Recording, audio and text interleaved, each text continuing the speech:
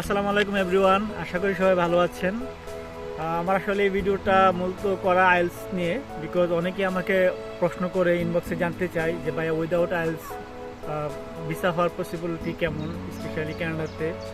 তো আমি যদি ক্যানাডার ব্যাপারে বলতে চাই, ক্যানাডাতে কিছু কিছু ইউনিভার্সিটি আছে হয়তো আপনাকে সুযোগ দিবে, আপনি এমওয়াই দিয়ে অ্যাপ্লাই করতে পারবেন বা ডুলিঙ্গো অ্যাকসেপ্ট করবে, আপনি অফার লেটার পেয়ে যাবেন।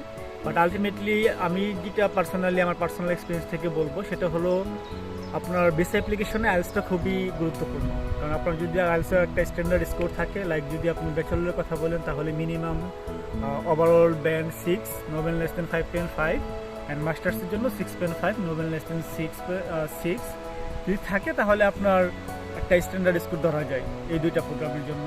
সেক্ষেত্রে আপনার ভিসার ক্ষেত্রে এটা বড় একটা ইম্প্যাক্ট ফেলবে। ডেফিনেটলি আদার সাপোর্টিং ডকুমেন্টসগুলো স্ট্রং হতে হবে, ফাইন্যান্সিয়াল ডকুমেন্টস স্ট্রং হতে হবে, আর পাশাপাশি আপনার একাডেমিক রেজাল্ট ভালো হতে হবে।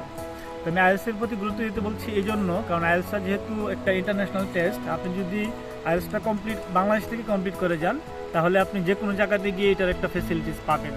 ফর এক্সাম্পল, আপনার কোনো যদি আপনি পড়াশোনার পাশাপাশি ডেফিনেটলি আপনি জব করবেন, সেটা পার্ট টাইম হতে পারে, ইন ফিউচারে ফুল টাইম হতে পারে।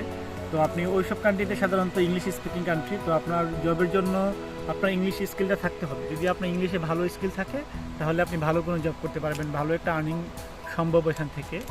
সেজন্য আমি বলবো যে বাংলাদেশ থেকে কষ্ট করে হলেও, একটু সময় সাপেক্ষ হলেও, ইভেন কিছু টাকা খরচ হলেও কষ্ট করে আইএলসটা কমপ্লিট করা এবং ভালো একটা স্কোর অ্যাচিভ করা, তাহলে আপনার কনফিডেন্সটাও ভালো থাকবে, পাশাপাশি আপনার ইংলিশের স্কিলটাও ডেভেলপ হবে, আপনার ভিসার পাওয়ার চান্সটাও খুব বেশি বেড়ে যাবে।